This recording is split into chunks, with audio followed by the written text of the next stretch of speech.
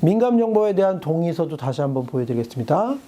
일반적인 동의에 별도로 동의를 받아야 되는 게 민감정보인데, 이 동의서 양식도 제대로 된 거로 보이시나요? 제대로 된 것으로 보이시는 분도 있고 그렇지 않다고 명확하게 찝어내시는 분도 있을 텐데, 정답을 한번 보여드리면, 동의를 받을 때는 결국은 기본적인 설명보다는 조금 더 부각돼야 되는 사항들이 있어요. 그래서 우리 시행령에서는 글자 포인트를 9포인트 이상으로 하되 다른 것보다 20% 이상으로 하면서, 아니면 글자 크기를 뭐 다르게 하거나 밑줄을 긋거나 이런 식으로 일반적인 설명보다는 조금 더 부각된 설명을 해야 되는 사항들을 규정하고 있는데, 아까 보여드린 동의서들은 그런 부각되는 사항들에 대해서 별도 부각하지 않고 그냥 동의를 한 거죠. 그래서 이걸 보시면 결국은 일부 동의사항들에 대해서는 글자 크기가 크고 색깔도 다르고 밑줄을 쳐진 걸 보실 수 있습니다. 이런 식입니다. 그래서 평면적인, 그러니까 동의 양식을 만든다고 할지라도 법정으로 조금 더 다른 내용보다는 부각해서 동의를 설명해야 되는 그 사항들에 대해서 제대로 부각한 동의서를 사용하시는 게 필요하다. 이 말씀을 좀 드리고 싶어서 잘못된 동의서를 조금 보여드렸고, 제대로 된 동의서를 지금 보여드린 겁니다. 그럼 목적의 이용에 대해서 요거는 대장을 만드시는 게 좋다고 해서 그냥 한번 예시를 보여드리는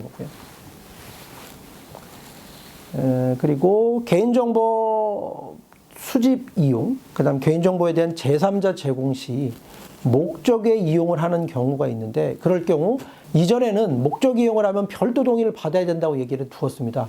그런데 우리 법에서는 그거보다는 한목적적으로 생각을 해서 동의 없이 개인정보를 처리할 수 있도록 하거나 동의 없이 개인정보에 대한 제3자 제공을 줄 수 있는 그런 사항들을 두었는데, 그 대표적인 예시가 뭐냐면, 원래 수집 이용하거나 제3자 제공을 했던 목적이 있어요. 근데 그 목적하고 합리적인 연관성이 있으면서 정보 주체 입장에서도 그 정도는 충분히 예견 가능하다고 하는 상황들.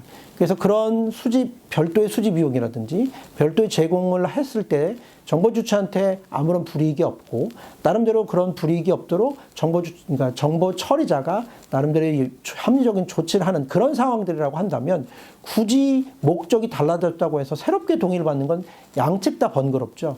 그래서 우리 법에서는 그렇게 개인정보 수집 이용, 그 다음에 제3자 제공과 관련돼서 기본적인 수집 목적에서 한목적으로 함정의 가능성이 있는 상황에서 일정한 요건을 갖춘다고 하면, 목적에 대한 수집 이용이라든지 목적에 대한 제3자 제공을 할 때도 별도 동의를 받지 않도록 하는 그런 규정들을 두었다는 것. 다만 이런 것을 사용하기 위해서는 개인정보 처리 방침에 어떤 식으로 목적에 대한 수집 이용을 할 수 있는지, 아니면 목적에 제공을 할 수 있는지, 별도 동의 없이 할 수 있는지에 대한 설명을 제대로 기재해야 합니다. 그다음에 동의와 관련돼서 이번 개정법에서 좀 바뀌었다고 했잖아요. 그 바뀐 사항들에 대해서 이전법, 즉 현행법과 개정법에 대한 비교표를 좀 만들어 봤습니다. 붉은색을 보시면 되는데요. 결국 기존에는 정보주체의 계약 체결 이용을 해서 불가피하게라고 해서 뭔가 계약 체결 이행을 위해서 정보주체의 동의 없이 개인정보를 사용하는데, 이 불가피하게라는 조금 이렇게 제한된 사유가 있습니다. 이런 것들을 계약을 이행하거나 계약을 체결하는 과정에서 정보주체의 요청에 따른 조치를 이행하기 위해서 필요한 경우라고 해서 불가피하게보다는 조금 더 범위를 넓혔죠. 그 다음에 정보주체라든지 법정 대리인이 의사를 표시할 수 없는, 그런 사전 동의를 할 수 없는 경우로서 명백하게 본인이라든지 제3자에 대한 여러 가지 법익이 우선하는 경우, 이런 경우에 대해서도 명백하게 정보주체나 제3자의 급박한 생명, 신체, 재산을 위해서 필요하다고 인정되는 경우로 해서 사전 동의를 할 수 없는 여러 가지 제한되는 사항들을 조금 없애고, 그래서 결국 사전 동의가 너무나 그러니까 장소적으로 그 사람이 없거나 의식불명해서 사전 동의를 할 수 없는 그런 명백한 사정, 그 사정 내에서 이 관련된 개인정보를 처리할 때 정보주체의 그러니까 정보주체의 이익이 된다고 하는 그런 상황, 그 두 가지를 다 결합해서 너무나 엄격하게 다뤘던 이전의 그 현행법을 개정법에서 조금 더 합리적으로 바꿨다.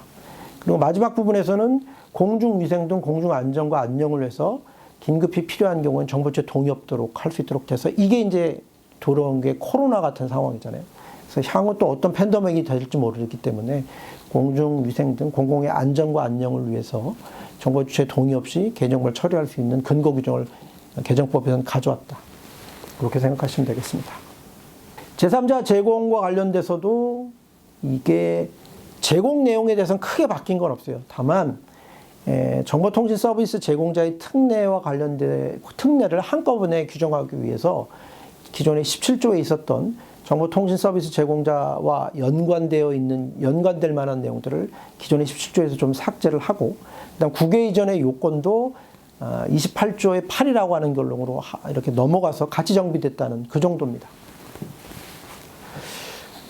15조하고 17조에 좀 차이점이 있어요. 이건 뭐냐면 둘 다 정보주체 동의를 받으면 되는데 정보주체 동의 없이도 수집 이용을 하거나 제3자 제공을 하는 경우들이 있는데 그 차이점에 대해서 조금 아셔야 될 게 15조에 대해서는 수집 이용을 할 수 있는데 17조에 대해서는 못하도록 되어 있어요. 조금 약간 불합리하죠. 정보주체 정당한 이익을 달성하기에 필요한 경우로서 명백하게 정보주체 권리보다 우선한 경우죠.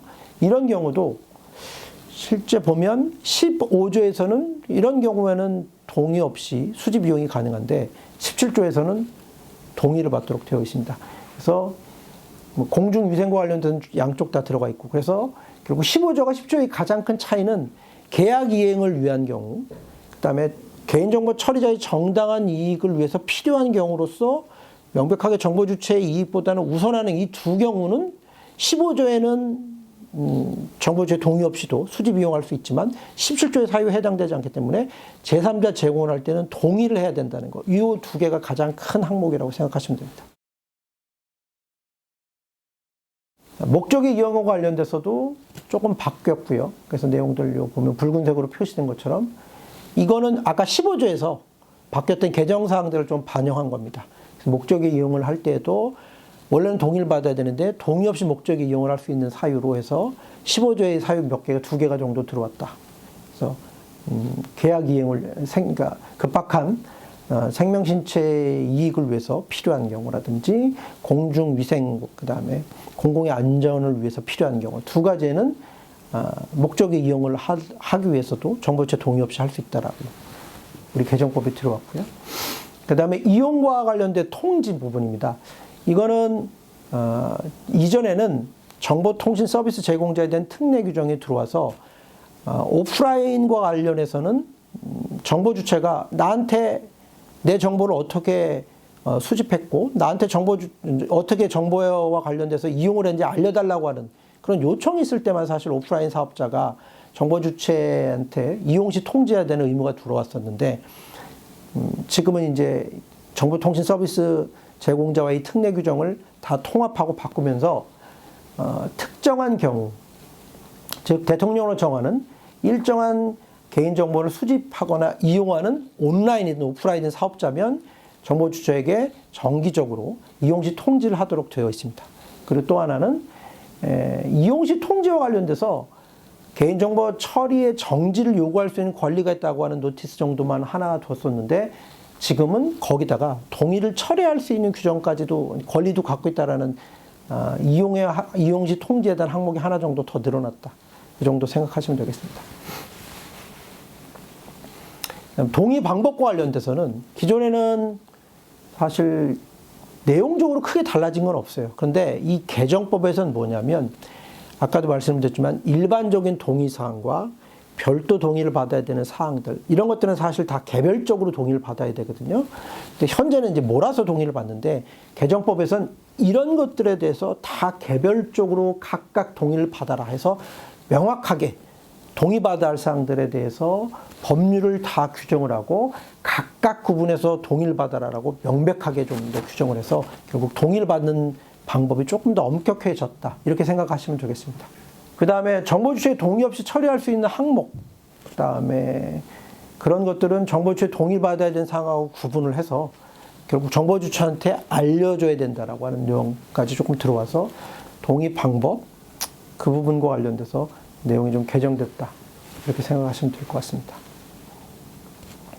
민감정보와 관련돼서는 다른 내용들이, 그러니까 본질적인 내용들이 바뀐 건 없고요. 다만 민감정보와 관련돼서 개정법에서는 재화나 서비스를 제공하는 과정에서 민간 정보를 다루게 될 그런 상황이라고 한다면 결국은 재화 서비스를 제공하기 전에 민감 정보에 대한 가능성이라든지 비공개 선택 방법들을 정보 주체가 제대로 알도록 알리는 것, 쉽게 알려야 되는 그 내용이 추가되었습니다. 그래서 기존에는 사실 민감 정보 다룰 때 그냥 동의만 받으면 되도록 되어 있는데 지금은 동의를 받기 전에 결국 이러한 사항들에 대해서 민감 정보가 포함될 수가 있기 때문에 주의하십시오라고 하는 나름대로의 그런 정보 주체에 대한 설명 의무 이런 것들이 좀 부과됐다 이렇게 생각하시면 되겠습니다.